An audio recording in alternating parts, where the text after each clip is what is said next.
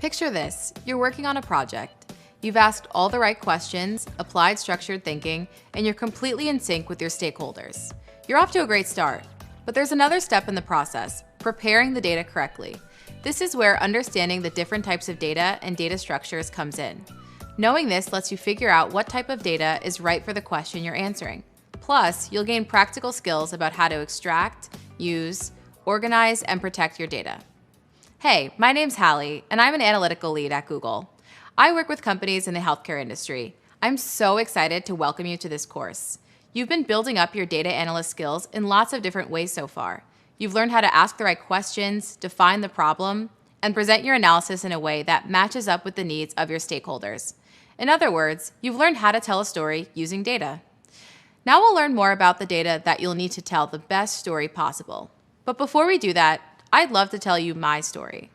I use analytics to help healthcare companies develop digital marketing solutions that make their business and their brand stronger. My team and I find business and media opportunities based on the latest industry and data insights. I've been working in healthcare for about 5 years, and it's great. I really enjoy being able to use data to help spark change in such an important industry. As you'll discover in this course, data can be the main character in a very powerful story. I absolutely love using analysis to tell that story in a way that's compelling and informative. Here's a real-life example of how I've used data to tell a story.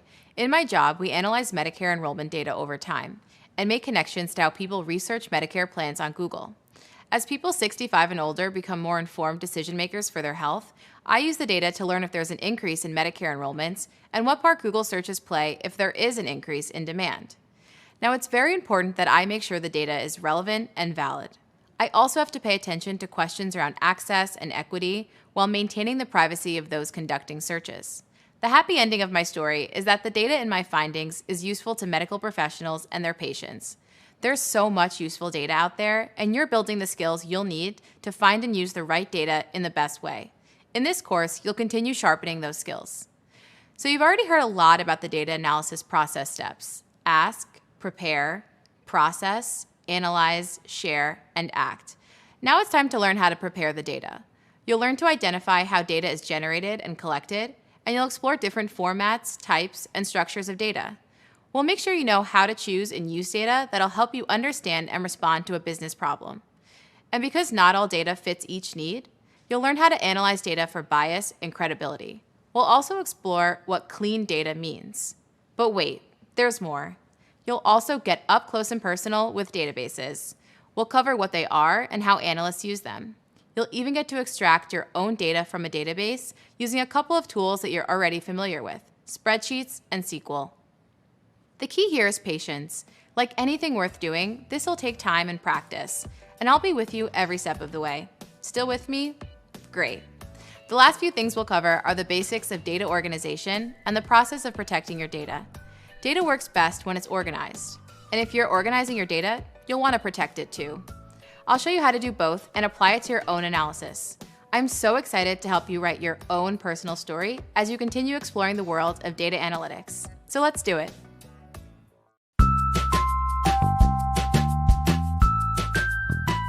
Healthcare is just a really fascinating place in the US. I find it's a really incredible industry to work in because it is so historically traditional. And healthcare companies, unlike other tech companies, just really have not used data to inform decisions. When I was in college, I had a professor who didn't want us to have textbooks because he just said the healthcare industry was changing so rapidly and it wouldn't make sense to have a textbook, which is just a static piece of text when things were just really evolving. And so I would say healthcare and data and the two together is a newer concept, using big data, using machine learning and artificial intelligence to help the healthcare industry.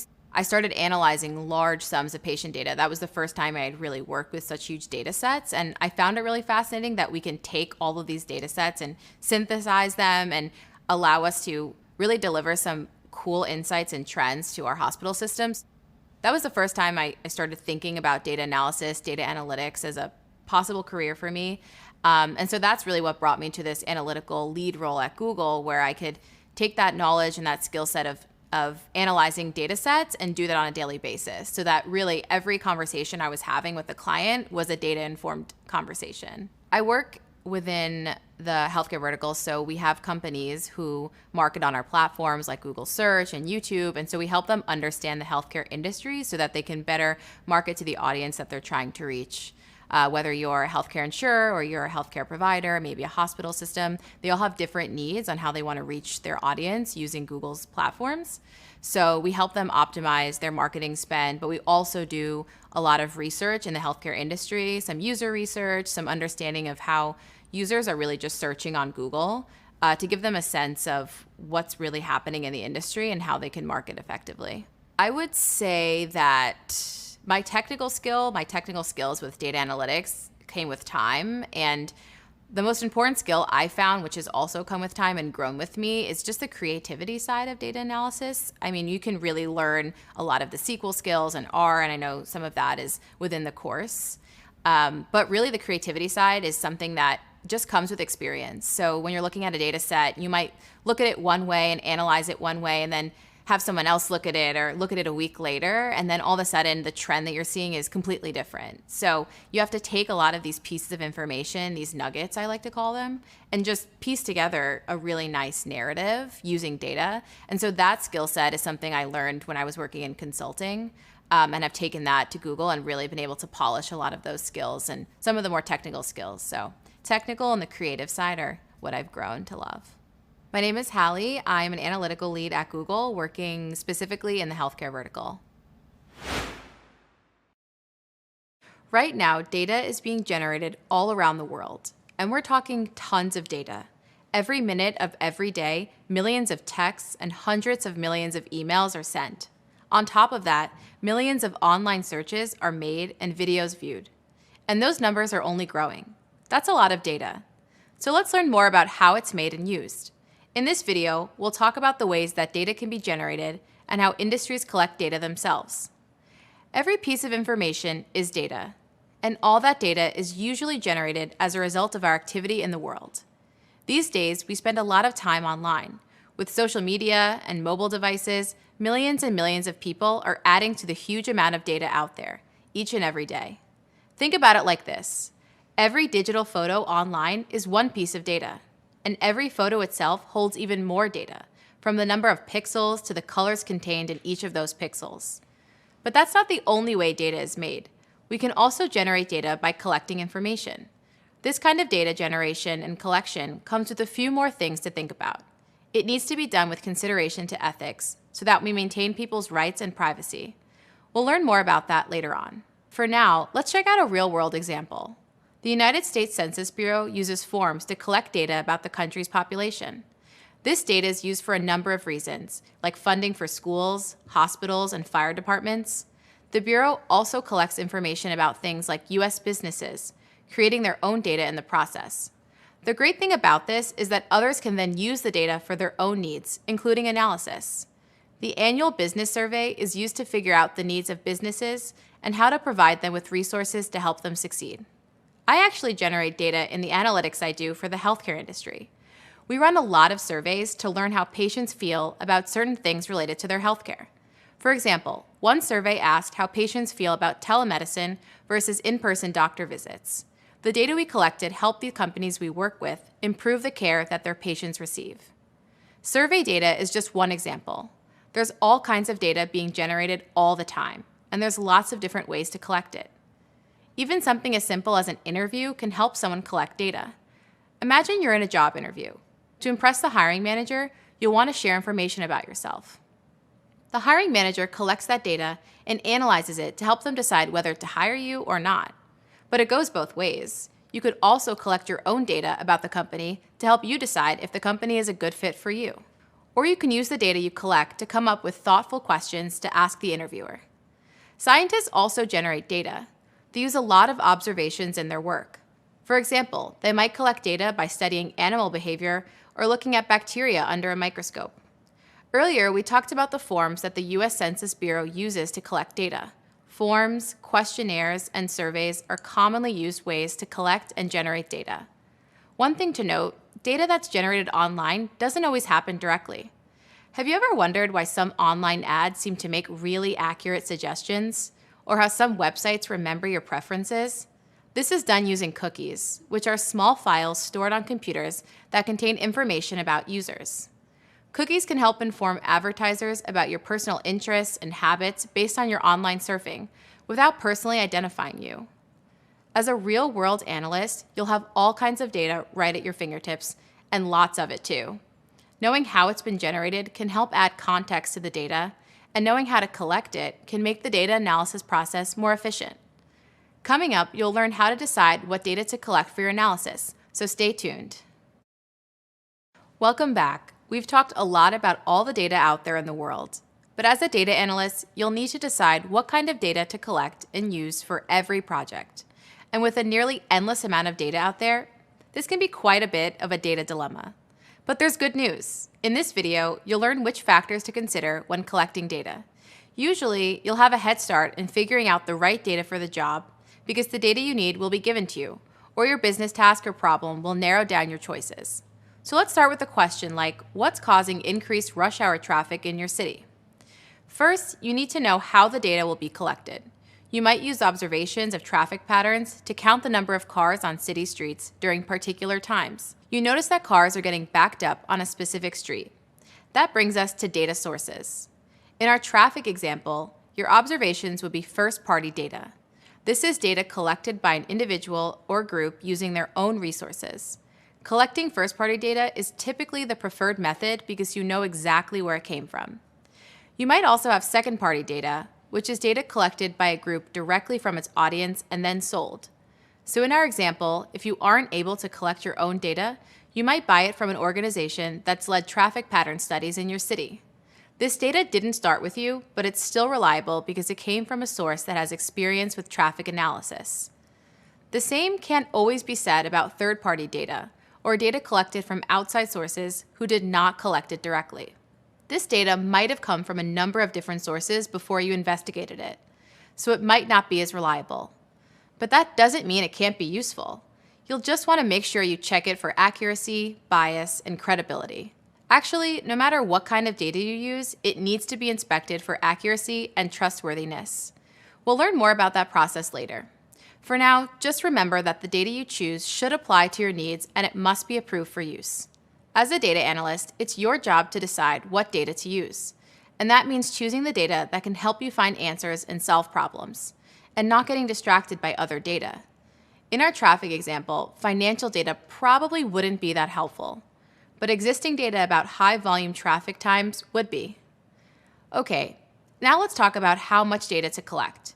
In data analytics, a population refers to all possible data values in a certain data set. So if you're analyzing data about car traffic in a city, your population would be all of the cars in that area.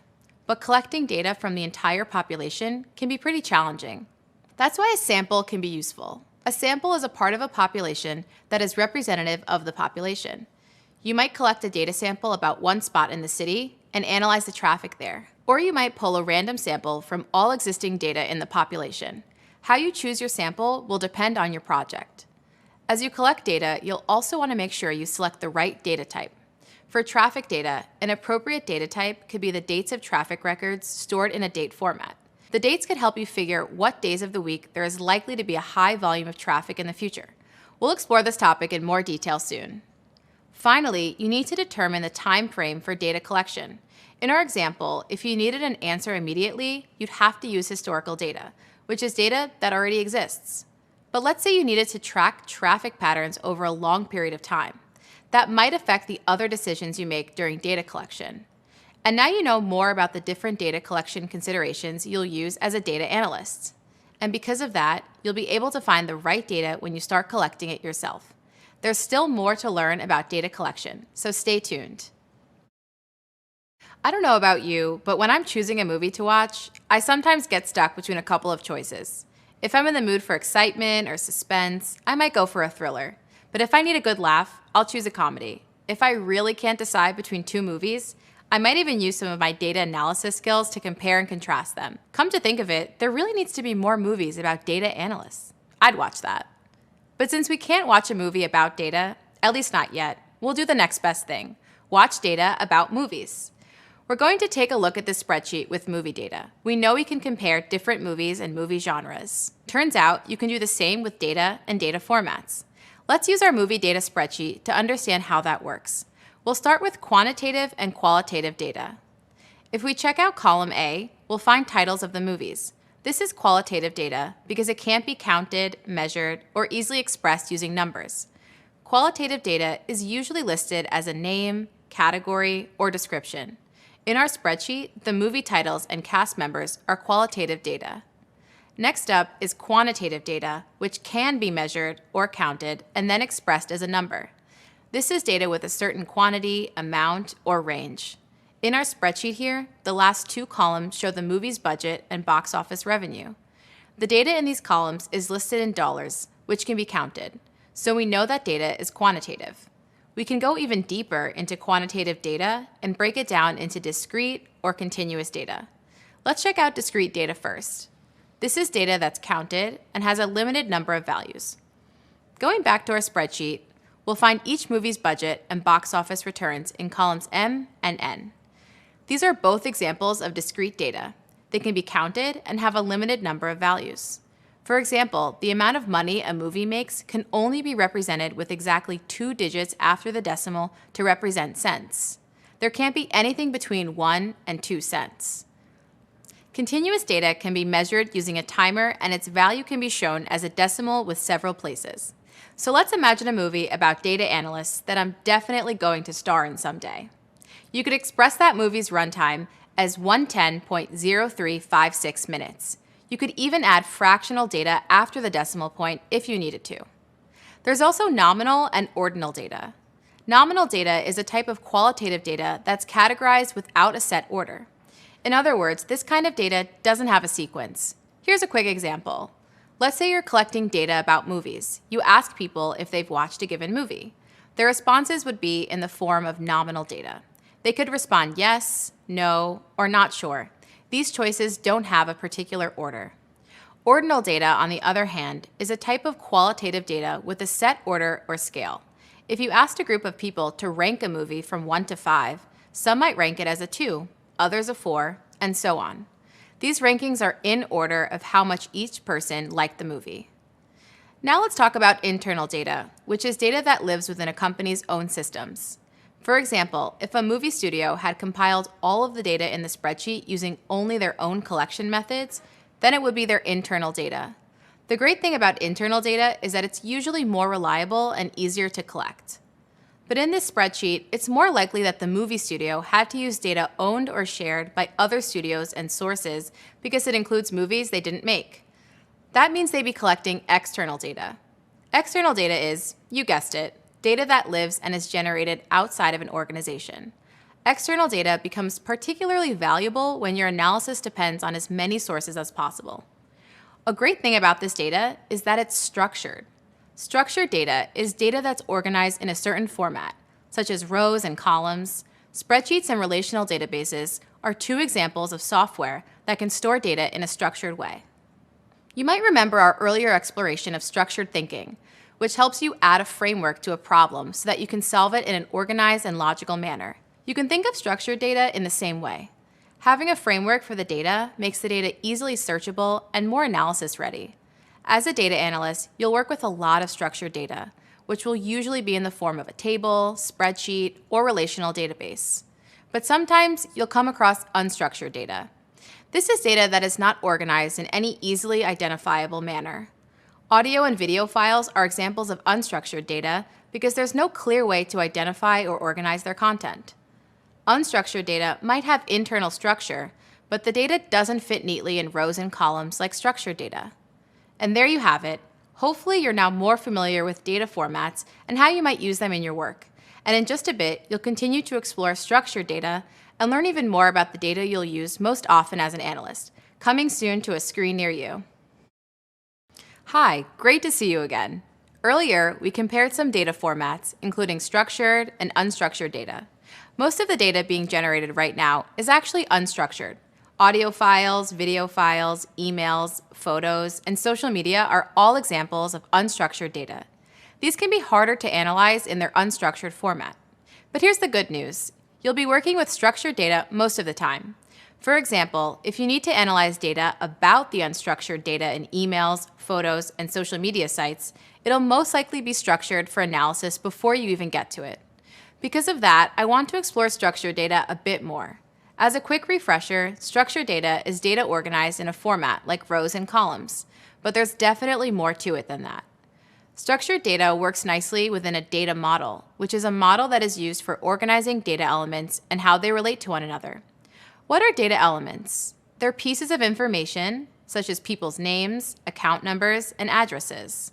Data models help to keep data consistent and provide a map of how data is organized. This makes it easier for analysts and other stakeholders to make sense of their data and use it for business purposes. In addition to working well within data models, structured data is also useful for databases. This makes it easy for analysts to enter, query, and analyze the data whenever they need to. This also helps make data visualization pretty easy because structured data can be applied directly to charts, graphs, heat maps, dashboards, and most other visual representations of data. All right, so now we know that spreadsheets and databases that store datasets are widely used sources of structured data. After you explore some other data structures, you'll check out more data types using a spreadsheet. The adventure continues. By now you've learned a lot about data. From generated data to collected data to data formats, it's good to know as much as you can about the data you'll use for analysis. In this video, we'll talk about another way you can describe data, the data type.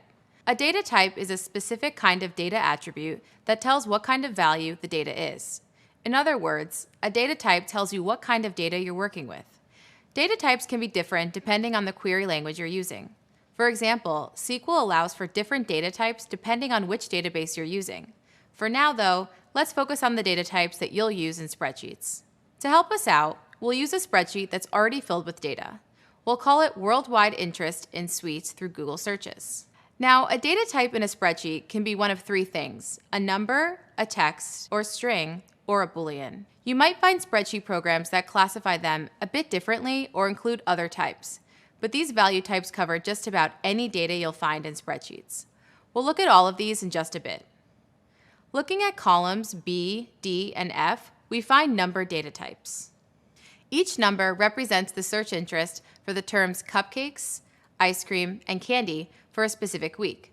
The closer a number is to 100, the more popular that search term was during that week. 100 represents peak popularity. Keep in mind that, in this case, 100 is a relative value, not the actual number of searches. It represents the maximum number of searches during a certain time. Think of it like a percentage on a test. All other searches are then also valued out of 100. You might notice this in other data sets as well. Gold star for 100. If you needed to, you could change the numbers into percents or other formats like currency. These are all examples of number data types. In column H, the data shows the most popular treat for each week, based on the search data. So as we'll find in cell H4, for the week beginning July 28, 2019, the most popular treat was ice cream. This is an example of a text data type, or a string data type, which is a sequence of characters and punctuation that contains textual information. In this example, that information would be the treats and people's names. These can also include numbers like phone numbers or numbers and street addresses, but these numbers wouldn't be used for calculations. So in this case, they're treated like text, not numbers. In columns C, E, and G, it seems like we've got some text. But the text here isn't a text or string data type. Instead, it's a Boolean data type. A Boolean data type is a data type with only two possible values, true or false. Columns C, E, and G show Boolean data for whether the search interest for each week is at least 50 out of 100. Here's how it works. To get this data, we've created a formula that calculates whether the search interest data in columns B, D, and F is 50 or greater. In cell B4, the search interest is 14. So in cell C4, we find the word false, because for this week of data, the search interest is less than 50. So for each cell in columns C, E, and G, the only two possible values are true or false. We could change the formula so other words appear in these cells instead, but it's still Boolean data. You'll get a chance to read more about the Boolean data type soon. Let's talk about a common issue that people encounter in spreadsheets. mistaking data types with cell values. For example, in cell B57, we can create a formula to calculate data in other cells. This will give us the average of the search interest in cupcakes across all weeks in the dataset, which is about 15. The formula works because we calculated using a numbered data type, but if we tried it with a text or string data type, like the data in column C, we'd get an error. Error values usually happen if a mistake is made in entering the values in the cells. So the more you know your data types and which ones to use, the less errors you'll run into. There you have it, a data type for everyone. And we're not done yet. Coming up, we'll go deeper into the relationship between data types, fields, and values. See you soon. Here's a riddle for you. What do a music playlist, a calendar agenda, and an email inbox have in common? I'll give you a hint. It's not a weekly jam session. The answer is they're all arranged in tables. Go ahead and check out your email inbox or a favorite playlist, or look at your calendar agenda. There's tables in every one. A data table, or tabular data, has a very simple structure. It's arranged in rows and columns. You can call the rows records and the columns fields. They basically mean the same thing, but records and fields can be used for any kind of data table, while rows and columns are usually reserved for spreadsheets. When talking about structured databases, people in data analytics usually go with records and fields. Sometimes, a field can also refer to a single piece of data, like the value in a cell. In any case, you'll hear both versions of these terms used throughout this program and your job. Let's go back to our playlist example. We'll use the new terms we just introduced. So each song is a record. Each record has the same fields as the other records, in the same order. In other words, the playlist has the same information about each song. Each song characteristic, like the title and the artist, is a field. Each separate field has the same data type, but different fields can have different types. Let me show you what I mean.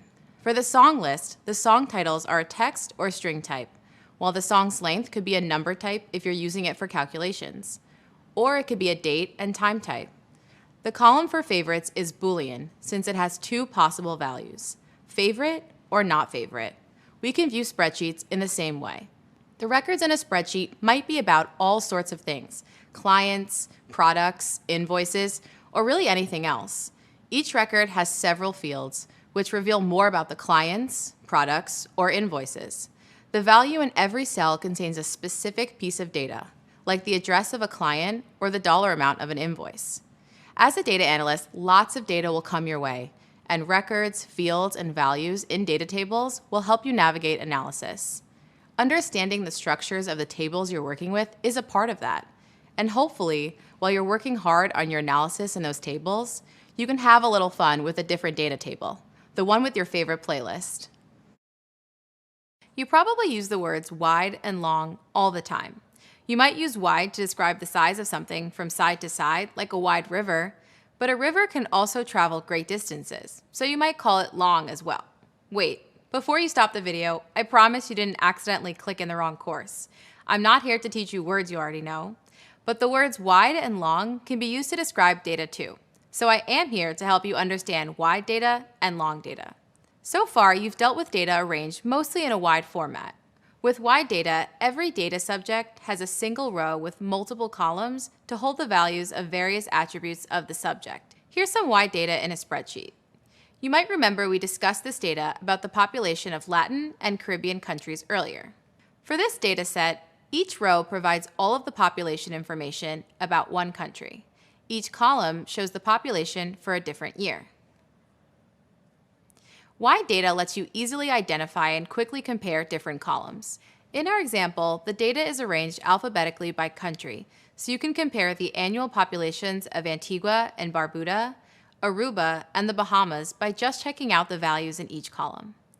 The wide data format also makes it easy to find and compare the country's populations at different periods of time. For example, by sorting the data, we discover that Brazil had the highest population of all countries in 2010. And the British Virgin Islands had the lowest population of all countries in 2013. Okay, now let's explore this data in a long format. Here, the data is no longer organized into columns by year. All the years are now in one column with each country, like Argentina appearing in multiple rows, one for each year of data. This is how long data usually looks. Long data is data in which each row is one time point per subject, so each subject will have data in multiple rows. Our spreadsheet is formatted to show each year of population data. Here we see Antigua and Barbuda first. Long data is a great format for storing and organizing data when there's multiple variables for each subject at each time point that we want to observe. With this long data format, we can store and analyze all of this data using fewer columns. Plus, if we added a new variable, like the average age of a population, we'd only need one more column. If we'd use a wide data format instead, we would have needed 10 more columns, one for each year. The long data format keeps everything nice and compact. If you're wondering which format you should use, the simple answer is, it depends. Sometimes you'll have to transform wide data into a long data format, or other times vice versa. You'll probably work with both formats in your job, and you'll definitely revisit both formats again later in this program. That reminds me, earlier we defined data as a collection of facts. As you've discovered over the last few videos, that collection of facts can take on lots of different formats, structures, types, and more. Learning about all of the ways that data can be presented will be a big help to you throughout the data analysis process. The more you work with data in all its forms, the quicker you'll start to recognize which data to use and when to use it. And in just a bit, you'll use all that data stored in your brain to help you take an assessment. After that, you'll learn how to identify and avoid bias in data and how to embrace credibility, integrity, and ethics. The data adventure moves forward. I'm so glad you're moving with it. Thank you for watching our video. We hope you found it helpful. If you enjoyed this video, please hit the like button below and subscribe to our channel for more videos like this. If you know someone who could benefit from this information, please share it with them. We would love to hear your thoughts on this learning course, so please leave a comment below. Thanks again for watching, and we'll see you in the next video.